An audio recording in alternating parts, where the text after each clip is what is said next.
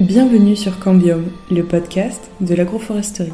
L'agroforesterie, le terme est nouveau, les pratiques sont aussi vieilles que l'agriculture. C'est un système qui est intensif en production de ressources, qui peuvent être alimentaires ou non, et finalement qui permet d'optimiser l'usage de ressources naturelles. L'agroforesterie, c'est remettre en interaction les arbres, les sols, les animaux et rassembler les acteurs de l'agriculture et de l'environnement. Pour sortir de la dépendance au pétrole, pour accroître la productivité alimentaire, pour contribuer à la régulation climatique, l'agriculture a une arme puissante, c'est l'agroforesterie. Faire de l'arbre un allié de notre agriculture, c'est le principe de l'agroforesterie. Au travers de ce podcast, suivez Étienne lors de ses rencontres avec ceux qui la mettent en pratique au quotidien. Cette émission vous est proposée par l'Association française d'agroforesterie. Bonne écoute! Bonjour Yves, bienvenue sur le podcast. Bonjour. Est-ce que, en guise d'introduction, vous pourriez nous expliquer un petit peu quelle est votre histoire et puis un petit peu l'histoire du GI2E par la même occasion? Donc moi je suis agriculteur double actif, voilà, et je suis passionné depuis mon jeune âge par l'agriculture. Sauf que quand j'étais jeune, pour mes grands-parents et indirectement mes parents, le métier d'agriculteur c'était le dernier des métiers. Voilà. Je suis venu à commencer avec quelques brebis et puis de fil en aiguille, j'ai construit ma petite exploitation tout en gardant un emploi qui me permettait de faire bouillir la marmite. Voilà. Par rapport à ça, donc, je me suis investi de plus en plus dans le monde agricole. Et donc, ça fait une dizaine d'années, on avait un groupe qu'on se retrouvait et on échangeait par rapport à nos problématiques. Voilà. Et donc, le GI2E est né de ça, d'un groupement d'agriculteurs, où on était dans la réflexion. Alors, au départ, c'était une animation basique par rapport au système prairial, aux prairies, voilà. Et donc sur notre territoire, on s'est tout de suite aperçu que on avait un problème à l'époque, c'était la haie, voilà, parce qu'on savait pas comment aborder la haie. Donc il y avait l'aspect, j'allais dire judiciaire, c'est pas ça, mais il y avait l'aspect réglementaire, voilà. On n'osait pas faire, donc voilà. Donc au départ, donc c'était en 2015. Donc la problématique c'était comment intervenir sur les haies en respectant la législation et la partie environnementale parce que tout est lié. Donc là est venue notre réflexion, notre première réflexion, c'est-à-dire notre thème, je veux dire qui est toujours encore notre colonne vertébrale du GI2E, c'est entretenir et pérenniser la haie par l'exploitation. Donc au départ, quand on avait des travaux à faire sur les haies, donc on avait trouvé la solution, c'est que on mettait tous les acteurs au pied de la haie, donc on référençait nos chantiers, et puis on prenait une journée, puis on allait sur le terrain, et puis on mettait tous les acteurs au pied de la haie.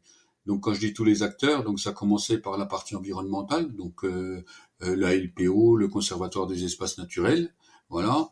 La partie administrative, donc c'est la DDT, et la partie judiciaire, donc à l'époque c'était l'ONCSF, maintenant le FB, quoi. Et on s'est aperçu qu'on pouvait faire des travaux au-delà de ce qu'on espérait, donc ça d'une part. Et puis on a commencé avec tous les acteurs, on a commencé à comprendre le fonctionnement d'une haie et ce qu'elle pouvait apporter. Donc en fait, on est passé en l'espace de 2 ans, voilà, entre 2015 et 2017, où la haie était une problématique. Pour en finir, elle devenait un allié au niveau de l'élevage, quoi. Et donc on a continué à travailler sur cette thématique-là. Donc c'est là où on est venu à organiser des formations, toujours autour de la haie, donc les arbres fourragers, voilà. Et Donc après, on a repassé encore une étape, donc ça par rapport au plan de relance, à replanter des haies. On va revenir après aux différentes étapes du développement du GI2E, mais avant ça, j'avais vraiment envie de comprendre, pour ceux qui ne connaissent pas le GI2E, quel était l'intérêt de se retrouver et de se structurer dans une structure de ce type, et un petit peu comment ça fonctionne le GI2E, quoi, pour ceux qui connaissent pas. Donc GI2E, c'est un groupement d'agriculteurs, uniquement. Et nous, c'était de répondre à nos problématiques. Donc on est dans le concret. Et on n'est pas là pour faire de l'animation et, j'allais dire, brûler du temps ou indirectement brûler de l'argent, quoi. Voilà. Donc on va directement répondre à nos besoins. Et juste sur les origines de ce collectif, vous disiez qu'il y avait un groupement d'agriculteurs, donc c'était un groupement technique, on va dire, c'était juste des gens du même territoire, vous vous connaissiez entre éleveurs, et vous vous retrouviez de manière informelle pour échanger. C'était quoi un petit peu le début de cette dynamique-là ? Au départ, on ne se connaissait pas. Donc en fait, le départ du départ, en fait, c'était des animations de la chambre d'agriculture. Voilà. Qui avait des animations, qui avait des budgets pour animer sur des thématiques, quoi. C'était aussi simple que ça, quoi. Donc au fil des réunions, je veux dire, c'était très intéressant, mais au fil des réunions, c'était déconnecté de la réalité. En fait, c'est ça, de déconnecter de la réalité du terrain. Et j'en reviens à ce que je vous disais tout à l'heure. On a déjà, donc on est très surchargé en travail en termes de temps. Donc on a déjà la possibilité d'être dans la réflexion et de sortir la tête du guidon, hein, pour reprendre une expression, mais on n'a pas de temps à perdre, quoi. Voilà. On a trouvé après la manière concrète de répondre à nos besoins. Et donc après, il y a eu une lassitude ou une certaine mollesse de la part des gens qui nous ont démarré, qui nous ont accompagnés. Enfin voilà, on n'était pas sur la. Donc on avait besoin d'avoir des réponses et d'avoir des solutions. Donc après, on n'est pas là pour dire un problème, une solution, quoi.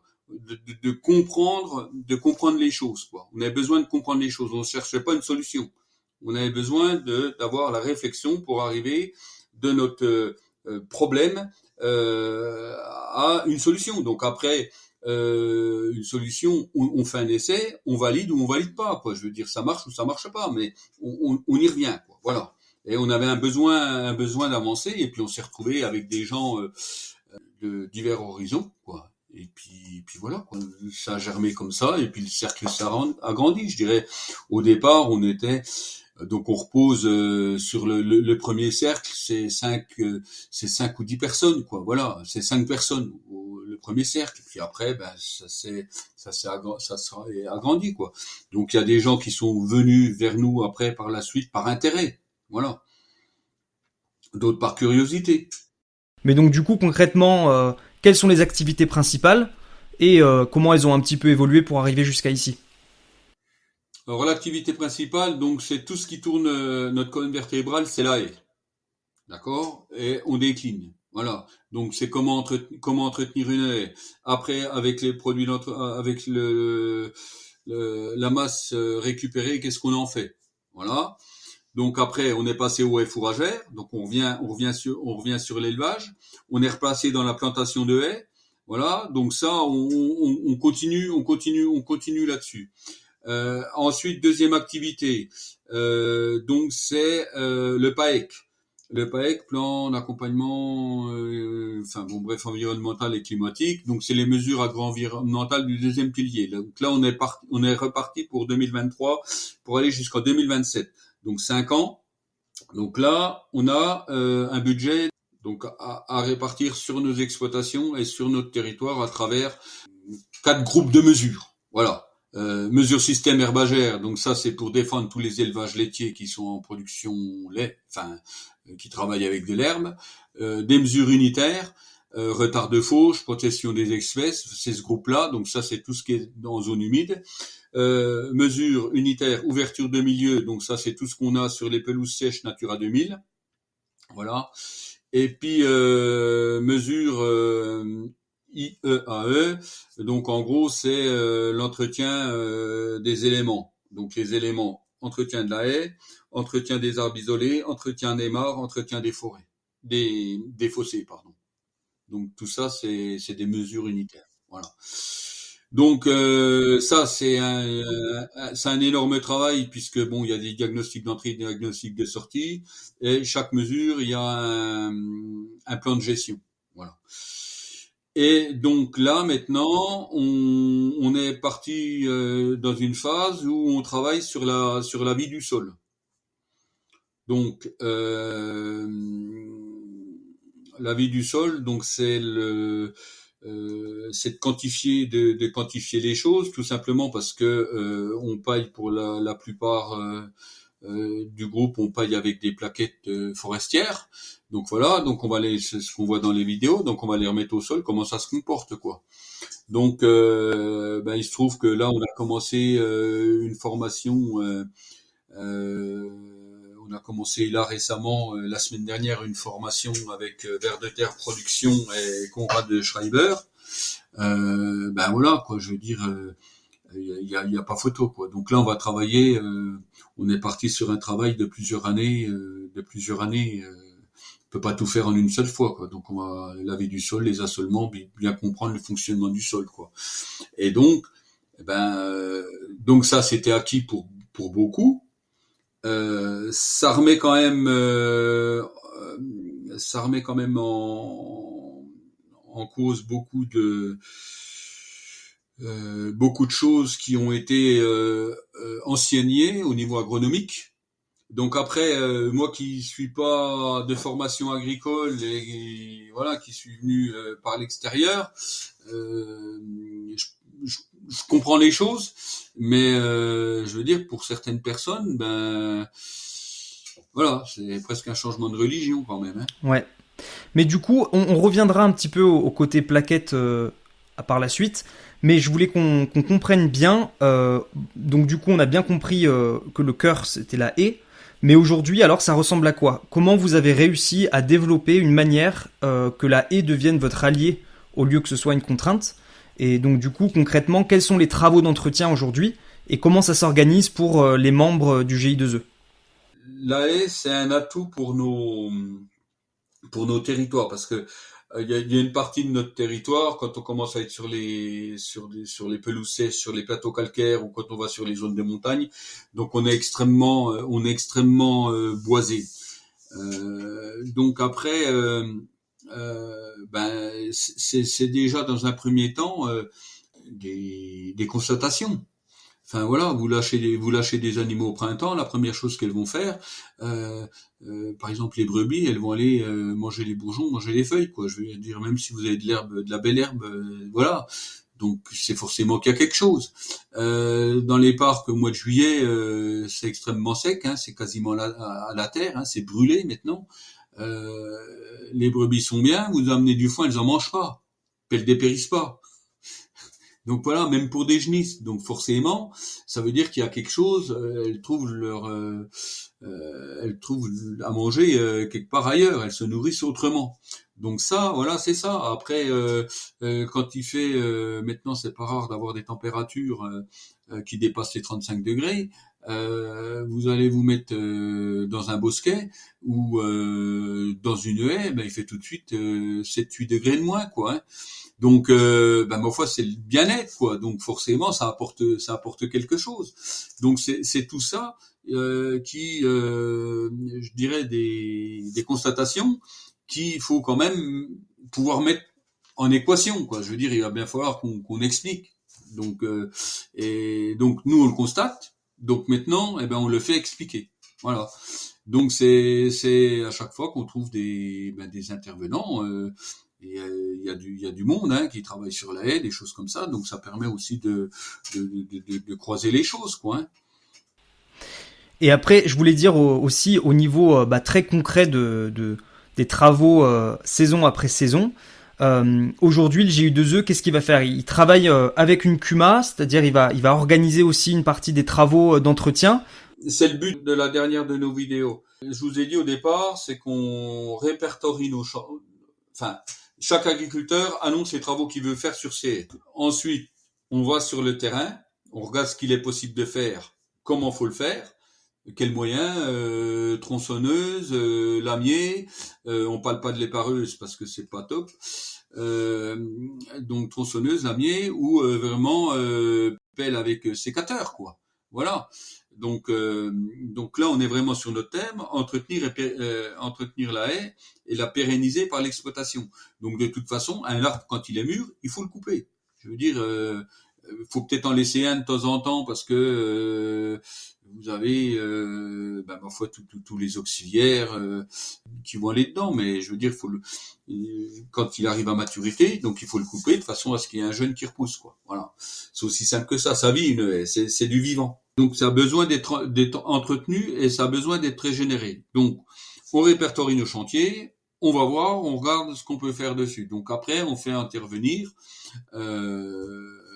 donc on groupe nos chantiers. Quand on fait revenir bien souvent c'est un entrepreneur ou c'est un agriculteur qui est équipé d'une pelle avec un sécateur, donc il intervient, voilà, parce que ça c'est très important aussi, c'est que la personne qui intervient, il faut qu'elle soit sensibilisé, informé, parce que c'est lui qui appuie, c'est lui qui coupe.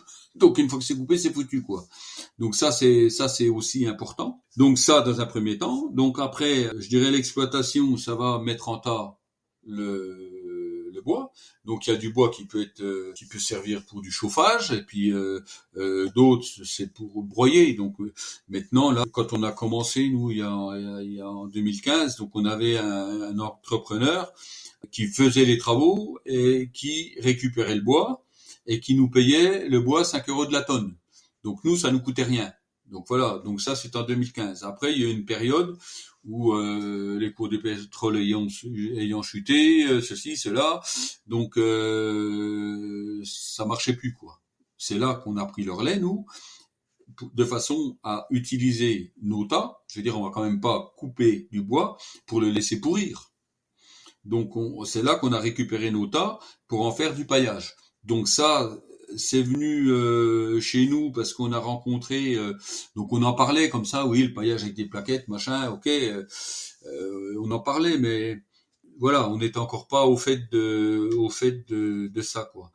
Et donc on a échangé avec des gens du Morvan, donc le SRPM, la station pluridisciplinaire des Messes. On était chez eux et puis il y avait voilà des agriculteurs qui témoignaient, puis eux ils paillaient. Donc chez eux dans le Morvan, ça se faisait depuis une vingtaine d'années. Donc ils ont développé un système où ils paillaient, enfin un système bois, plaquettes, CUMA, et puis ils allaient même fournir les particuliers qui avaient des chaudières à plaquettes. Donc nous on n'en est encore pas là pour plein de choses, hein. Enfin voilà. Donc quand on a vu ça, donc nous on a fait la même chose. Et on a fait la même chose, on est venu à pailler avec nos plaquettes parce qu'on avait des tas de bois qui étaient en attente de la personne qui nous avait fait les travaux puis qui nous les prenait pas. Donc quelque part, en termes d'image, c'est pas top parce que vous avez des promeneurs. Ben voilà, vous avez coupé du bois, puis ça fait 2 ans que c'est au bord du chemin, puis ça pourrit, puis ceci, puis cela, quoi. Voilà. Donc on a récupéré, donc il y a quelques années, on a eu une sécheresse où la paille, l'envolée des prix de la paille, ça devenait horriblement cher. Et puis moi j'ai un collègue qui a beaucoup d'UGB.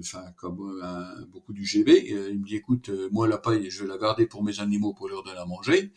Et puis on va racheter nos tas de plaquettes de bois et puis on va pailler avec. Donc voilà, ça a commencé comme ça. Donc après, il a fallu trouver quelqu'un pour broyer les plaquettes. Donc c'est des gens issus du monde forestier. Voilà, c'est pas de milieu agricole, donc c'est pas facile de travailler avec eux. Un coup je viens pas. C'est tel jour, c'est pas tel jour. Enfin bon, ça devient compliqué, quoi. Et donc là, on a travaillé dernièrement, on a eu une action avec la CUMA de Bourgogne-Franche-Comté, une étude, parce que l'idée c'est maintenant qu'on commence à être pas mal à travailler là-dessus, à avoir besoin de plaquettes. Est-ce qu'on pourrait pas acheter du matériel en Cuma? Voilà. Donc le matériel pour broyer, si on veut du matériel qui tient la route, c'est plusieurs centaines de milliers d'euros, rien que pour le broyeur, plus le tracteur, pareil, on va rajouter plusieurs centaines de milliers d'euros. Donc voilà, donc c'est vraiment une étude à part entière. Et toujours pareil, dans nos échanges, dans nos invitations, au mois de septembre l'année dernière, on a été invité par une Cuma de Haut-Doubs qui faisait une petite journée de démonstration. Et puis en discutant avec l'agri, donc il y avait beaucoup, on devait être 3 agriculteurs, le gars de la Cuma, moi et puis mon collègue, quoi. Autrement, les 30 autres personnes, c'était tous je dirais, des animateurs Natura 2000. Et donc, en discutant avec le gars, je dis, mais ton broyeur, là, ah ben non, qui me dit, on fait peut-être 150 heures par an, quoi. Donc, du coup, eux, ils veulent faire tourner leur broyeur, ce qui est tout à fait normal pour l'amortir. Et donc, ils sont venus nous faire une démonstration, donc en Haute-Saône, là, au mois de mai, là, pas au mois de mai, au mois de septembre 2022. Donc, on a fait une journée de restitution sur les haies.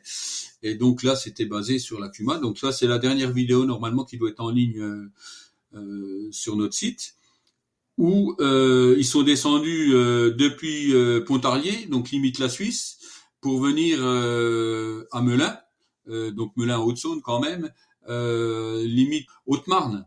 Donc entre les deux, il y a pas loin de 200 km. Donc le gars, il est descendu avec le broyeur, le tracteur, et puis il a fait une démonstration, quoi. Et de là, on est reparti. On a été broyé un petit peu dans les Vosges saunoises. Et donc le projet est en train de se finaliser, dans le sens où on a une Cuma en Haute-Saône, une Cuma de compostage, qui est sur tout le territoire de la Haute-Saône. Et donc la Cuma de compostage donc va adhérer à la Cuma du Haut-Doubs, et comme ça, eux, ils vont pouvoir venir travailler chez nous, quoi. Voilà. Donc ça, point réglé. Voilà. Donc voilà, ce coup-ci on passe à autre chose. Voilà. concernant les plaquettes. Donc on a la haie, on entretient la haie, on garde ça pour du paillage. Donc après, celui qui veut en faire du chauffage, il en fait du chauffage. Celui qui veut, il y a quelques agriculteurs, notamment chez nous, où ils ont une chaufferie à plaquettes. Voilà, il y en a d'autres qui ont des séchoirs avec plaquettes. Donc voilà, c'est utilisé. Et donc maintenant, on remet ça au sol. Donc maintenant, il faut qu'on travaille sur ça, quoi. Je veux dire, en termes organiques, qu'est-ce qu'on ramène? Et donc là, on continue la boucle, quoi. Je veux dire, à chaque fois, on tire une ficelle et puis on avance, quoi. Je serais vraiment intéressé de comprendre justement quel résultat vous avez eu avec la plaquette. Et vous, en tant qu'éleveur, est-ce que vous en êtes satisfait comme paillage ou non? En tant qu'éleveur, super. Donc après, il faut être convaincu. Donc je reviens toujours là-dessus. Donc on a une vidéo qui date un peu, mais qui est uniquement sur le paillage. Voilà. Donc super en termes de coût par rapport à de la paille, en termes de santé animale. Je veux dire, on a des litières moins chaudes. Alors, qui visuellement premier abord ne sont pas propres, on a l'impression, mais les bêtes, elles sont au sec, et puis elles ont pas par exemple des genisses ou des taurillons, n'ont pas on le poil bien propre, quoi. Je veux dire, c'est pas des tas de merde. Vous allez dans certaines stabulations où c'est vraiment limite le paillage, les vaches, elles ont un manteau en boue, quoi. Je veux dire, boue sèche. Donc là, c'est pas le cas. Voilà. Donc après, en termes de main d'œuvre, c'est que vous faites un complément une fois par semaine. On peut le faire à la pailleuse. Voilà. Des surfaces qui sont faciles à nettoyer, qui sont pas glissantes. Moi, j'ai un copain qui a des taurillons. Il me dit, moi, à chaque fois que je nettoyais mes taurillons puis que je les repaillais, ma hantise, c'est d'en trouver un qui était cadré au milieu, quoi. Je veux dire, ça glisse, fait le grand écart, et puis vous l'amenez à l'abattoir, quoi. Puis vous avez tout gagné, vous avez rien gagné sur le lot, quoi, quelque part. Il dit, avec les plaquettes, on n'a pas ce problème-là, quoi. Voilà. Et puis, il y a l'effet drainant. Moi, j'ai des moutons. Donc avant, j'étais directement sur sol battu, donc j'avais pas de souci avec mes litières. Donc après, j'ai fait un ciment Donc forcément, ça commençait dès que ça commençait au bout de 3 semaines, 4 semaines, ça commençait à chauffer, ça sentait l'ammoniac et puis j'avais des mammites. Là maintenant, je mets 10 centimètres de plaquettes au fond et puis après je paille avec mes fonds de crèche et puis ça se passe super bien quoi. Je vide 2 fois par an. Enfin, quand je dis 2 fois par an, dans l'hiver quoi. Je veux dire, elles sont 6 mois en bergerie, donc je peux vider tous les 3 mois. Là, j'ai vidé au mois de mi-décembre. Là, je pourrais presque vider, mais je veux dire, bon, il fait froid en ce moment, mais il y a pas d'ammoniac, pas de fermentation, puis j'ai plus de mamie. Voilà. Donc c'est aussi simple que ça. Donc on se retrouve avec des litières plus fraîches, quoi. Voilà. Et il n'y a pas besoin de mélanger avec de la paille, alors vous arrivez à faire juste litière et avec un petit peu les refus de foin, quoi. Oui, pour les brebis, oui. Après, quand j'ai des agneaux, je paille, quoi. Je veux dire, je paille un peu plus, quoi. De toute façon, ils ont de la paille, les agneaux, ils ont de la paille à volonté, quoi. Voilà. Donc forcément, ils arrivent à tirer dans les râteliers, ça tire par terre, voilà. Mais autrement, non, non, non. Voilà. Et j'ai quelque chose de sec. Et vous disiez que du coup qu'au niveau du prix par rapport à la paille, c'était intéressant. Est-ce que vous avez un peu un ordre d'idée à combien ça vous revient la tonne de paillage plaquette? Celui qui a la paille, il n'a pas intérêt à aller acheter des plaquettes, d'accord. Donc, par contre, nous la paille, il y a pas de prix quoi. Je veux dire, ça se vend sur champ à l'hectare, voilà. Et puis quand vous achetez à la tonne, ben suivant le type de paille, ben ça peut aller jusqu'à, je dirais entre 90 et 120 euros la tonne, quoi. Voilà. Donc la plaquette quand vous avez le bois, ça vous revient à 40 euros la tonne, en sachant que une tonne c'est 3 mètres cubes. Et donc après, il y a des bois qui vont mieux que d'autres. Bon, les résineux, voilà, mais bon, il y a du terpène dedans, mais moi c'est pas gênant.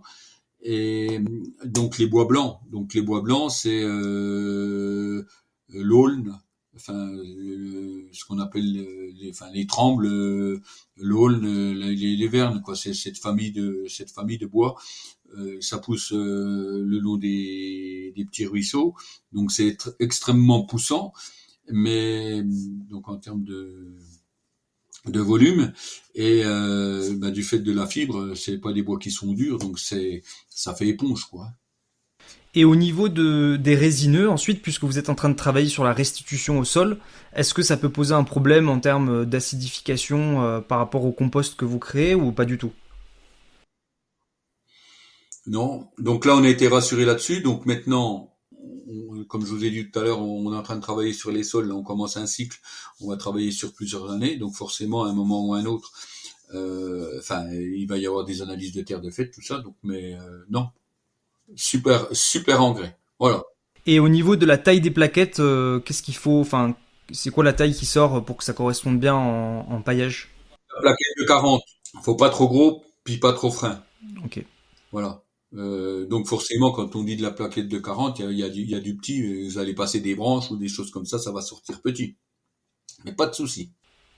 Et est-ce qu'aujourd'hui, comment vous gérez votre ressource alors? Parce que vous avez vos haies, est-ce que vous sélectionnez certaines zones, peut-être des ripisylves avec des bois qui ont poussé plus vite, comme vous disiez, pour plutôt la plaquette? Est-ce qu'en fait tout passe en plaquette? Enfin, comment ça se passe aujourd'hui en fonction de ce que vous gérez et l'utilisation qu'il y a derrière? Là, ces 2 années-ci, donc on a Noé, je dirais, c'est notre capitale. Donc on n'aime pas trop décapitaliser. Donc là, on se retrouve sur le territoire avec pas mal de sapins qui sont malades. Donc ça c'est le top. Voilà. Donc on arrive. Là, ça fait 2 ans. On paille uniquement avec ça.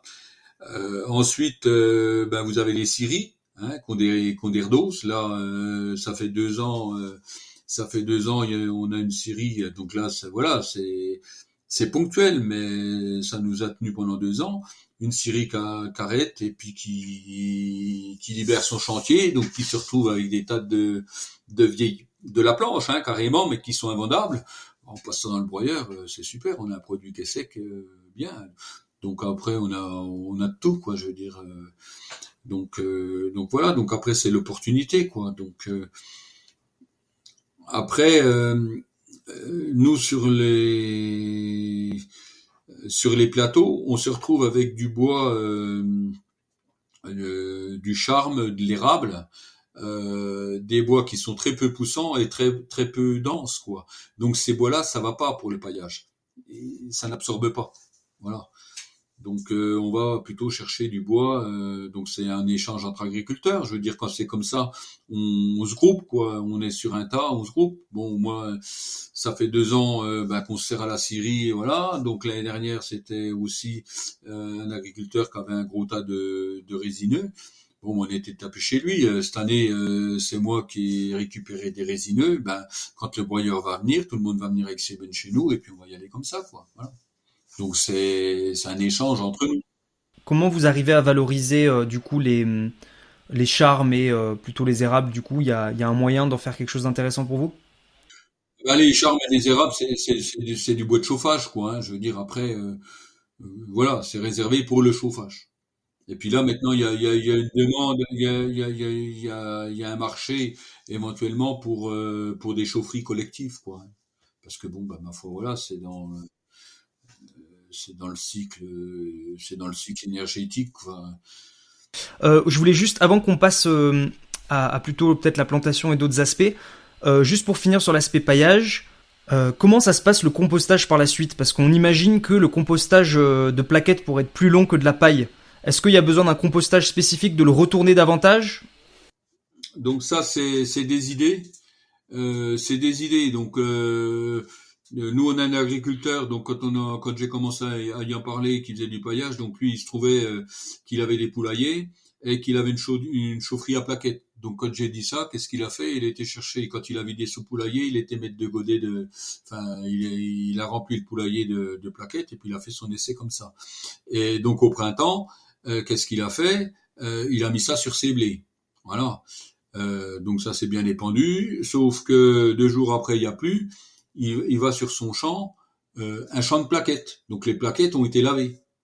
Et il se dit merde, comment que ça va se passer? Et donc à la Voisson, quand il est revenu, il n'a pas retrouvé de plaquettes. Donc en fait, ça mycorhize très vite. Voilà. Mais c'est pas la meilleure des solutions. La meilleure des solutions, donc compostage on oublie. Le compostage on oublie, donc on a cru jusqu'à présent que le compostage était la solution. Donc c'est tout dépend ce qu'on recherche, quoi. Donc le fait de composter, donc vous allez émietter, vous allez faire monter en température votre tas, hein, qui va monter jusqu'à 75, qui peut monter jusqu'à 75 degrés en fonction du fumier que vous avez. Mais vous allez perdre tout ce qui peut être transformé par le sol. Donc la solution vers laquelle on va se diriger, c'est-à-dire que on va mettre on va sortir, quand on va sortir de nos stabulations, on va mettre notre fumier en tas, tout dépend où on va le sortir. On va le mettre en tas, on va le tasser, voilà, de façon à ce qu'il soit le moins oxygéné possible, parce que c'est l'oxygène qui amène la réaction, je dirais, les premières réactions chimiques. Et on va épandre ça à l'automne, de façon à ce que ça se décompose l'hiver et puis que ça minéralise que ça aille dans le sol, que ça minéralise et puis qu'après ça puisse se libérer pour la plante. Voilà. Donc c'est ce qu'on va faire, et c'est le but de nos formations qui vont suivre, quoi. Donc on va voir si ça marche. Voilà. Donc on nous a vendu ça. Maintenant on va essayer. Donc après on vous dira si ça marche ou pas. Et ça vous arrive jamais de ramasser du coup de la plaquette en faisant les foins par exemple, ou c'est pas quelque chose qui se passe, quoi. Ça se décompose à temps en hiver. Oui. Puis encore, on va encore mieux ramasser un bout de plaquette que ramasser un caillou, hein, chez nous, hein. Je vous le dis, hein. C'est sûr. Non, non, mais de toute façon, on n'y voit rien, on n'y voit rien, on n'y revoit rien du tout. Donc, c'est aussi bien sur les prairies que dans les champs. Hein. Je veux dire, dans les champs, vous travaillez un coup le sol, voilà quoi. Hein. Du coup, j'avais une question. On a commencé l'interview et vous nous parliez justement du rôle de l'arbre dans l'alimentation des ruminants. Et je me demande, est-ce que vous, justement, avec ce contexte de sécheresse à répétition, est-ce que c'est quelque chose que vous avez pu un petit peu observer ou quantifier, de voir l'utilisation de cette ressource par vos animaux et potentiellement si ça a permis d'économiser de la distribution de fourrage l'été, quoi. Oui, ben ça vous pouvez le faire, mais enfin, bon, les sécheresses, elles viennent de plus en plus tôt. Hein. Je veux dire, avant, voilà, c'était fin juillet pour aller jusqu'au 15 août. Après, on avait les orages, donc ça revenait. Tandis que maintenant, faut tenir, je dirais, du 15 juin jusqu'au 15 septembre. Donc là, c'est plus la même chose. Donc les troupeaux ont évolué aussi. Hein, je veux dire. Les gars qui ont 150, 200 UGB, voire même plus, vous pouvez pas faire ça. Voilà. Par contre, celui qui est en extensif, qui a un petit troupeau extensif sur des parcelles, vous pouvez le faire. Ça peut vous faire un complément, ça peut vous faire un joint, quoi. Mais après, voilà, ça peut être là, mais c'est pas forcément. Ça pourrait être une solution, mais je dirais à petite échelle. Voilà, à petite échelle. Moi, je me souviens la sécheresse de 76, j'étais gamin. Alors, ça va vous faire rigoler, ce que je vais vous dire. Pour aller donner à manger au lapin, on allait couper le long de la haie chez mes grands-parents les branches, et puis qu'on allait donner à manger au lapin. Voilà. Euh, c'est ce qui se fait aussi dans le centre de la France, sur les plateaux des mille vaches. Et voilà, les gars qui avaient des troupeaux de moutons, ils allaient avec la tronçonneuse et puis ils coupaient un arbre et puis ça donne à manger au troupeau, quoi. Voilà, effectivement. Mais maintenant les dimensions. Alors, c'est paradoxal ce que je vais vous dire. Il y a de moins en moins d'élevage, effectivement, mais les troupeaux sont de plus en plus gros. Donc ça marche pas, quoi. Voilà. Et donc la sécheresse en 2003, ben ma foi, il y a des gens qui ont lâché qui n'avaient plus rien à manger, qui ont lâché les bêtes dans les forêts, quoi. Voilà. Donc après chacun, c'est le libre service, quoi. Effectivement, la forêt c'est le refuge, mais c'est, je dirais en dernier recours, quoi. Hmm. Parce que d'avoir une gestion de la haie avec pour objectif de vraiment donner à manger aux animaux, c'est vrai que ça pose plein de questions pratiques, quoi. C'est-à-dire, qu'est-ce qu'on fait avec les branches une fois qu'on a coupé? Comment est-ce qu'on amène ça de manière efficace à des animaux? Enfin, il me semble qu'il y a encore beaucoup de défis techniques. Bah après, faut pas des grosses tranches. Donc on a quelqu'un là, notamment sur notre je suis en train de penser à Adrien Mézenant qui a un petit troupeau de vaches allaitantes. Ben voilà, lui il a la combine. Hein. Donc il coupe ses rejets, ses branches. Il charge ça au godet dans un gros râtelier. Donc comme ça les vaches elles mangent les feuilles, le bout des branches. Et puis ben à la fin il récupère ses branches. Et puis il en fait sa charbonnette pour se chauffer. Mais il peut le faire parce qu'il a un petit troupeau, il a le temps, je veux dire, voilà. Mais ça peut se concevoir aussi comme ça, quoi. Donc après, il se retrouve le long de rivière dans des terrains où c'est poussant. Enfin voilà, dans vraiment un contexte qui permet de le faire. Mais vous pouvez pas faire ça sur des pelouses sèches comme on a. Je veux dire, vous avez un malheureux noisetier, au 15 juillet, il a plus de feuilles. Donc de toute façon, il y a plus rien à manger, quoi. Les feuilles sont tombées. Donc c'est aussi simple que ça, quoi. Donc après voilà, donc moi je me suis amusé comme ça, je vais voir mes bêtes, je prends mon sécateur, je les appelle, elles me suivent, je coupe 2 3 branches, donc elles mangent les feuilles, quoi. Voilà, donc bon, je joins l'utile à l'agréable, on va dire comme ça, mais c'est pas des solutions qui sont viables. Voilà, ça peut être une solution, mais petit troupeau, toute proportion gardée, mais c'est pas des solutions. C'est pas comme ça qu'on peut nourrir un gros troupeau, quoi. Voilà. la structuration en GI2E, c'est compliqué administrativement. Enfin, comment ça s'est fait ensuite de se dire on a envie de trouver cette approche assez pratique pour ensuite passer au niveau plutôt administratif du GI2E et les intérêts que ça peut représenter? Donc c'est compliqué. Oui puis non. Disons que dans l'agriculture rien n'est simple. Donc après être compliqué pour moi c'est une somme de choses simples. Donc au départ non, je veux dire au départ vous avez bien compris, on compte pas notre temps, on est bénévole, voilà. C'est très intéressant, c'est motivant et puis indirectement ça nous permet de résoudre nos problèmes sur les exploitations. Donc voilà, le bénéfice il est là. Donc après effectivement ça commence à se compliquer pour nous dès cette année puisque maintenant on a une personne embauchée à mi-temps. Donc il faut pouvoir le payer et puis il faut pouvoir boucler à la fin du mois de façon à pouvoir régler le salaire, tout ce qui est induit, c'est-à-dire toutes les taxes et enfin voilà. Donc après on passe forcément dans une autre dimension, mais on a mis de 2015 pour aller jusqu'à 2023 quoi. Voilà pour évoluer à ce niveau-là. Donc après il faut aller chercher les financements, les animations et puis apporter quelque chose. Aussi, c'est ça. Donc on est aussi dans quelque part pas dans l'innovation, mais on a toujours de nouveautés. Voilà. Ouais. Et parce qu'en fait, par rapport à une CUMA, moi je connais un peu mieux le modèle des CUMA où je vois d'où viennent les ressources dans une CUMA, mais dans un GI2E, les ressources, par exemple, pour salarier quelqu'un, c'est plutôt du financement public pour de l'animation, quoi. C'est plutôt ça le modèle. Non, parce que oui, mais non.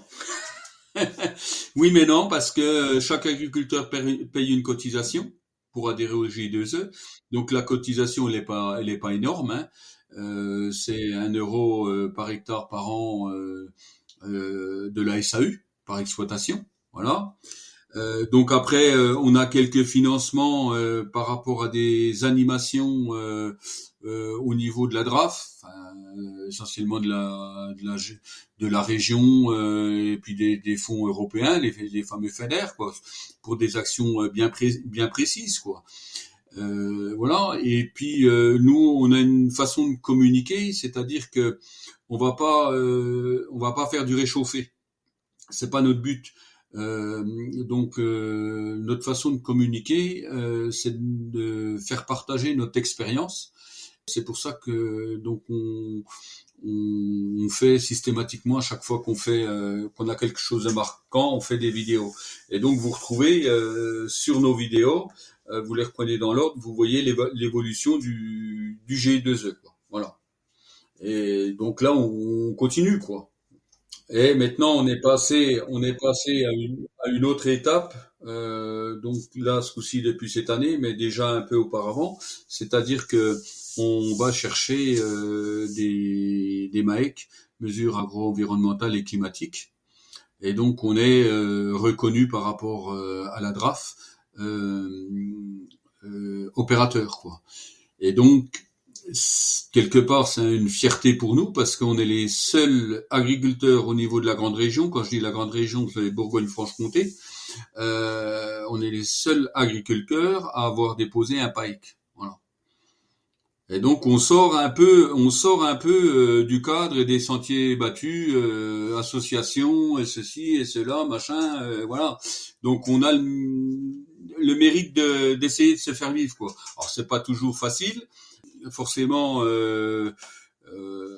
c'est compliqué parce que sans le vouloir on bouscule un peu les lignes, quoi, forcément, hein. Quand je dis on bouscule un peu les lignes, c'est que les choses étaient bien établies, quoi, hein. Mais voilà, donc on a été quand même, je reviens un petit peu en arrière, quand même les précurseurs au niveau de notre département et de notre région, mais voilà, à parler de la haie en 2015, quoi. C'est sûr. Bah merci en tout cas d'avoir clarifié un petit peu les origines du projet. Je demande ça parce que c'est vrai qu'on voit qu'aujourd'hui le collectif c'est quand même important, la démarche collective est importante et c'est pas toujours évident d'enclencher ces dynamiques dans les territoires, donc c'est toujours intéressant de voir quels sont les ingrédients qui avaient besoin d'être réunis pour que ça fonctionne. Maintenant, j'aimerais bien comprendre qu'on ait une image claire du GI2E, c'est-à-dire aujourd'hui combien d'exploitations et quelle superficie à peu près ça recouvre pour qu'on ait un peu une idée de l'échelle, et puis un peu quelles sont les activités principales du GI2E et son fonctionnement pour qu'on comprenne bien comment il fonctionne au quotidien. Alors, concrètement, je n'ai pas tous les éléments, parce que là, on est en train de travailler donc avec notre salarié, on est en train de travailler entre autres sur la ferme GI2E. Donc, c'est 50 exploitations. Voilà. Je dirais c'est entre les structures de GAEC associées tout ça, je dirais c'est 50 exploitations, c'est 70 chefs d'exploitation. Voilà. Quelques millions de litres de lait. Voilà. Quelques milliers de vaches allaitantes et plusieurs milliers d'ovins, quoi. Pour une superficie, c'est 8 000 hectares, voilà, de SAU.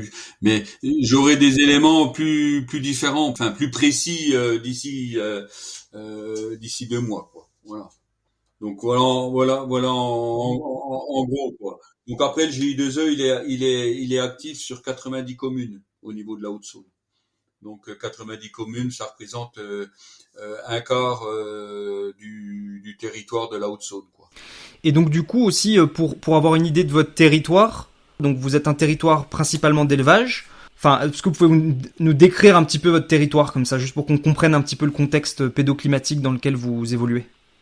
Alors, la Haute-Saône, donc on est sur un territoire, notre territoire, c'est au centre de la Haute-Saône. On est essentiellement en polyculture et polyculture élevage. Donc la Haute-Saône, c'est un département assez particulier puisque il y a une partie qui touche la Côte d'Or, donc je dirais à l'ouest du département. Donc c'est les plaines céréalières, et puis on va jusque sur les Vosges saunoises, donc où c'est la montagne, voilà, où on est à 1000 mètres, 1200 mètres, quoi. Donc après il y a une partie Haute-Saône, donc la Saône, hein, qui est une rivière importante, donc il y a toute une partie prairie avec des limons, on a des plateaux calcaires, donc pelouse sèche, voilà. Et on a une partie aussi qui est bordée par l'Ognon, donc c'est une rivière qui démarre des Vosges et puis qui va jeter dans la Saône, quoi. Donc le nom Prairie d'Or, donc prairie en référence à notre territoire, et d'or, Durgeon, Ognon, Romaine. Donc c'est 3 rivières qui délimitent notre territoire, trois rivières majeures du département. Donc qui jettent dans la Saône, hein, tout simplement. Voilà. Donc nous on est en plein centre de la polyculture élevage, donc on a une pression, je dirais il y a une pression céréalière, hein, on laboure, enfin on arrête le lait, on arrête l'élevage, on laboure, voilà. On a aussi au niveau du département une concentration de méthanisation. Donc ça, c'est par rapport à la région. Donc moi, je l'explique comme ça. Je veux dire, dans les Hauts-Doubs, ils sont en zone comptée. Donc voilà, ils ont du lait qui est super bien payé. Donc avec des cahiers des charges très particuliers. Donc ils n'ont pas besoin de méthanisation. Après, ce qui touche la Côte d'Or, ben, ils sont en système céréalier. Donc ils n'ont pas la matière première de la méthanisation. Donc méthanisation, donc c'est on traite les effluents d'élevage. Et puis donc au départ c'est ça, quoi, hein.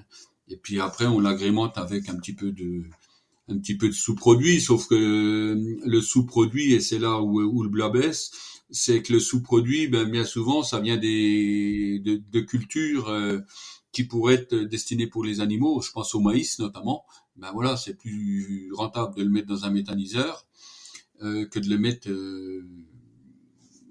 que de le donner à manger à des vaches, quoi. Voilà, ou à des ruminants. Voilà. Donc c'est pour ça que c'est un peu compliqué pour nous. Donc il y a encore quelques agriculteurs qui croient en leur métier, qui croient en leur métier, quoi. Mais je dirais par rapport à ça c'est Ce que je vais vous dire maintenant, donc c'est au fil des rencontres qu'on fait, au fil des formations. Pour résumer, pas d'élevage, pas de vie.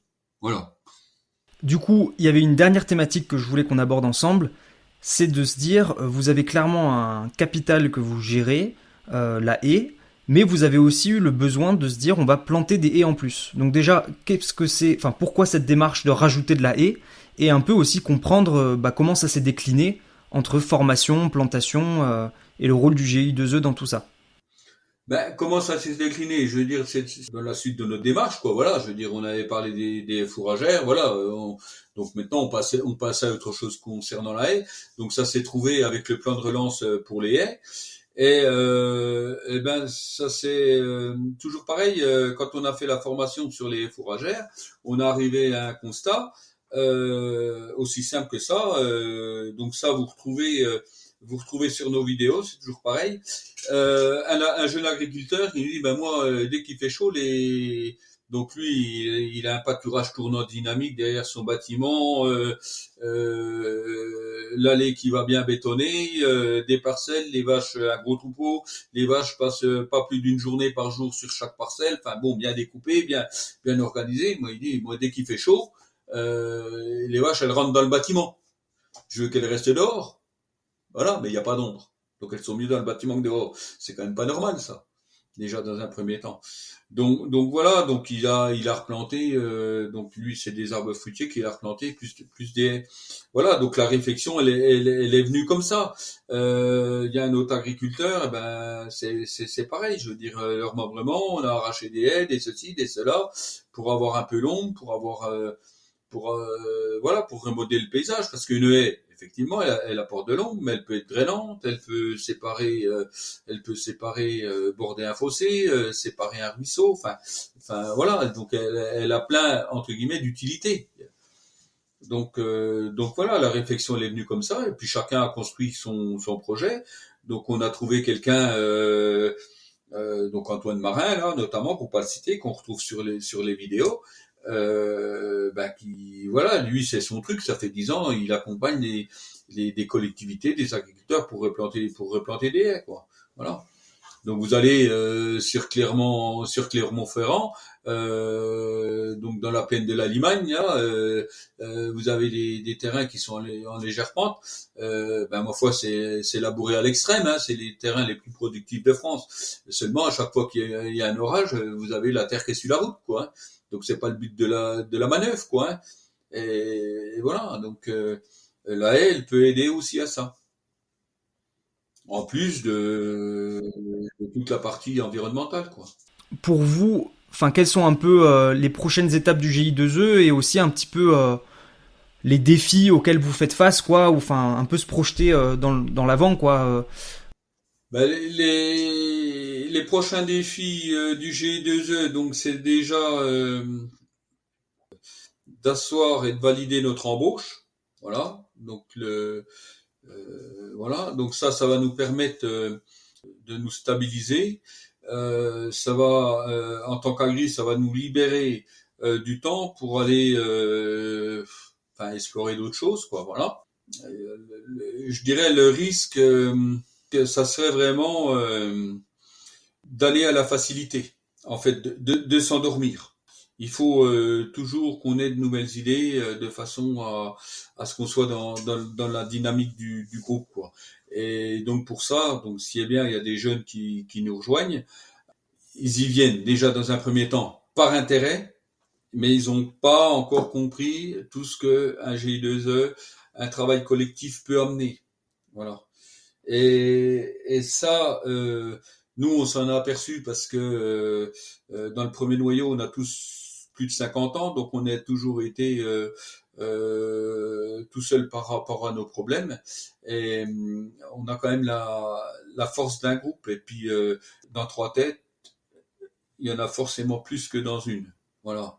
Donc c'est ça aussi. Et puis en fait, une chose, ce n'est pas qu'un brainstorming, hein. Je veux dire, une chose balancée comme ça peut faire réagir d'autres, et puis on peut rebondir. Donc c'est comme ça aussi. Donc il faut surtout pas qu'on perde ça, quoi. Et donc j'allais dire, on a le risque, c'est de s'embourgeoiser. C'est pas le mot qui convient. On peut pas dire qu'il faut qu'on se sente concerné et que ça nous apporte quelque chose, quoi. Voilà. Faut pas qu'on réagisse comme le petit employé qui va pointer et puis faire ses heures, quoi. Je veux dire, faut que ça serve à quelque chose. Voilà. Bon, écoutez, Yves, merci beaucoup d'avoir pris le temps d'échanger avec moi et d'avoir partagé votre expérience avec nos auditeurs. Et à bientôt. Cet épisode de Cambium est déjà terminé, on espère que vous avez passé un bon moment en notre compagnie. Si vous souhaitez en savoir plus, rendez-vous sur notre site internet agroforesterie.fr et sur nos réseaux sociaux. Ce podcast vous a plu ? N'hésitez pas à liker et commenter cet épisode et à le partager à vos proches. Abonnez-vous sur votre plateforme d'écoute préférée pour ne pas manquer la suite de notre aventure. À bientôt !